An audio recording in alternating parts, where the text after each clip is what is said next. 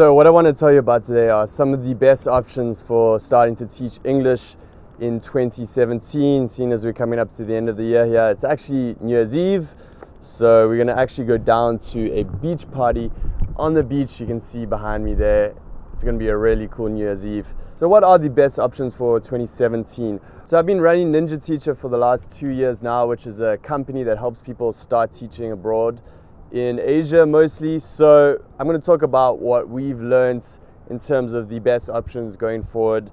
And right now, where can you go that you can earn a good salary, you can live a great lifestyle, and there's a good market for teachers. So I started out my journey 3 years ago teaching English myself in South Korea, and that was a really good experience. I enjoyed it a lot, and you can see all the videos on my YouTube channel about all the stuff I did while out there. So let's start off with South Korea and talk about that as an option.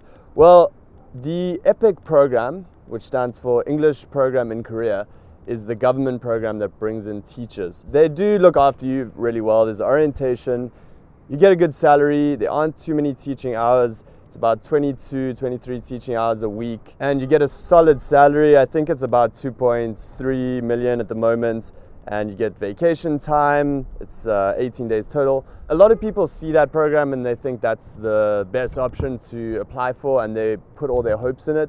And I already made a video like a couple of years ago about why you shouldn't just hold out for that program, because it is very competitive, and that hasn't changed. It's still very competitive. They only bring in 600 teachers per intake, and there's 2 intakes per year, and there's a lot more people applying for it.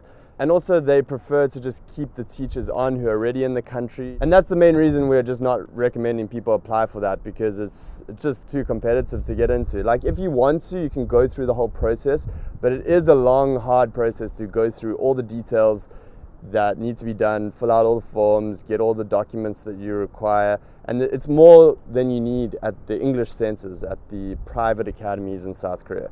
So what about those private academies? Because a lot of people are teaching at them. There's thousands and thousands of teachers in South Korea, and the majority of them are at these English centers, otherwise known as private academies, or in Korean they're called hagwons. So what are these? Well, they're basically just English language schools that parents send their kids to after they go to their regular school, and they pay to send their kids there. So it runs like a business, and they employ foreign English teachers to work there. And there's thousands and thousands of these jobs, and most people are working at hagwons out in South Korea, and we're mostly doing placements in hagwons. So the difference between public school jobs and hagwons is usually there's a few more hours per week. So you're teaching about 30 hours per week is kind of standard. A little bit less vacation, about 10 days per year is usually standard.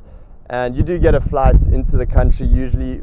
Most jobs aren't offering return tickets nowadays. So yeah, these positions are usually pretty standard, and there's schools throughout the country. It's a little bit more competitive in Seoul and Busan, in the big cities, but there's lots of good jobs around the other cities throughout the country. The main thing you need to know about South Korea is it's a very fast-paced country, and there's a strong work ethic, so people work hard and play hard. And you're expected to do that too when you're teaching out there. You got 30 teaching hours a week, which is a pretty solid schedule, and then schools are expecting you to put in the time and the effort.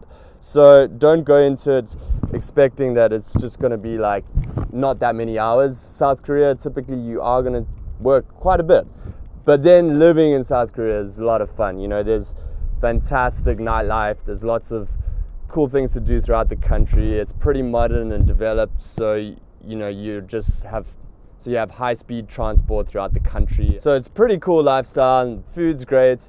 I really like South Korea, and we are still placing people there. And we do also have some public school jobs occasionally. The main concern in South Korea is the market is quite saturated. So what that means in terms of hiring is most schools want North Americans, and particularly female teachers. So if you don't fit into that category, then it's kind of hard to find a job right now. So even if you've got a bachelor's degree in a TEFL, if you're not a North American female, the schools can pick and choose, because there's a lot more teachers looking for jobs than there are positions available, and that means that they can choose those teachers which they prefer, and that makes it harder to find a job if you don't fit into that specific type. So that's pretty much the reason why I moved to Vietnam, to tap into the teaching scene there, because there is a lot more demand in Vietnam right now. So we are really encouraging people to consider Vietnam, and I think it's a lot better than people realize. So, you know, most people with a bachelor's degree and a good TEFL certification can find work no matter which country they're from. That being said, of course, you know, I've talked about most schools want native English speakers. So most positions actually do require that you're a native speaker. So from the US, UK, Canada, New Zealand, South Africa, Ireland, and Australia. So one of those countries is really, you know, if you're from one of those countries, that's the best option by far. And if you have a bachelor's degree and a in-class TEFL, you can get some really good positions. So we're talking like positions making about, you know, 1,500 up to 2,000 US dollars per month, and the cost of living can be as low as $500 per month. Probably realistically, if you're just like a normal person that isn't crazy good at saving, up to $1,000 a month. But that leaves you a lot of extra cash on hand if you're looking to save, pay back student loans, travel. And you know, the lifestyle in Vietnam is really good. You're only going to be teaching 20 hours, sometimes even less than that, maybe 25 hours. Depends on the school, of course, but the general lifestyle of an English teacher in Vietnam is fantastic, and that's why I've been talking about Vietnam so much and encouraging people to consider it. Watch some of my videos if you're not convinced, but really we think that coming out to Vietnam is a great option for 2017. So what do you need to teach English in Vietnam? Well, having a bachelor's degree is the best option because that's what the government is looking for as a requirement. However, there are teachers teaching without degrees, so if you don't have one, there are people doing that. And then the big one, which people get a little bit confused about, is that more and more schools are moving towards hiring teachers with a fully in-class, month-long teaching English certification. So if you want to get a job at the bigger schools that are really paying well and give good benefits and all that, like, you should just invest in one of these. It's a no-brainer. You get the actual skill set of teaching, you get feedback on your teaching, it's in class, it's a better certification, and doing that will just get you much better jobs than if you just get an online TEFL. There are people that get online TEFLs, come out, find work, and you know, it's possible to do that too.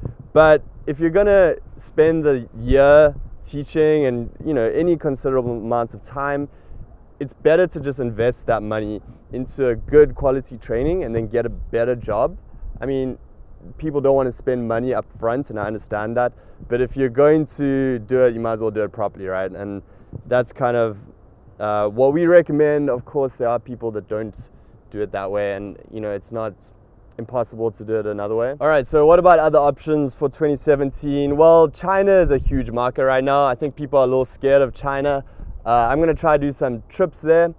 I'm heading back to Vietnam to set up there because, like I mentioned, great place. We're going to be focusing a lot on Vietnam, but I'm probably going to do some trips to China, show you guys more about it and talk more about the teaching scene there, because the benefits are really good in China. They usually pay for air flights and give you accommodation and pay well, and you get time off and all that. So it is a good country to teach in terms of the opportunities, and there's a high demand. I think the main thing is people are just like daunted by China. It's such a huge country, and we're starting to do job placement in China too, so that's going to be on the horizon for Ninja Teacher in terms of what we're offering, and we do have some positions already. So basically China is quite a big market right now, and you know, there are good positions out there for sure. And then the last one I just wanted to mention quickly, which is a little bit off the grid because it's not a high paying option, and I'm just going to say that up front, but out here in South Africa, there are a lot of TEFL schools where you can actually come and do your TEFL training. A lot of people that do it are South Africans that are planning to go out and teach in Asia or other countries, and that's cool, but I think that there's definitely a really cool option of coming out to do your TEFL course in South Africa if you're from the US or UK or another country, and spending some time here, maybe do a little teaching. And volunteering is really big out here, And as you can see, it's absolutely beautiful out here. And I think it's actually #1 on Lonely Planet's top list of destinations for 2017. Cape Town, that is, where I am right now. And I think a lot of people want to come out here, and everyone I speak to just says they'd love to make it out to South Africa. Quite affordable if you wanted to come out and do a teacher English certification here, fly out and do it here, and then maybe just enjoy the country a little bit and then head out to Asia if you want a high-paying job. So I think that's actually a pretty cool option. And of course, if you're South African and planning to go out and teach in Asia, it's not a bad idea to do your course here while you're still here and then head out. So for all the South Africans, that's cool. And then of course there's Thailand, which is one of my favorite countries in the world. We're offering our 4-week TEFL course on an island there. So that's an awesome way to get started teaching, and then you can find a job in Thailand, or even go across to Cambodia or Vietnam to find positions, or anywhere else in Asia if you want to do the course there. Same kind of thing with Cambodia.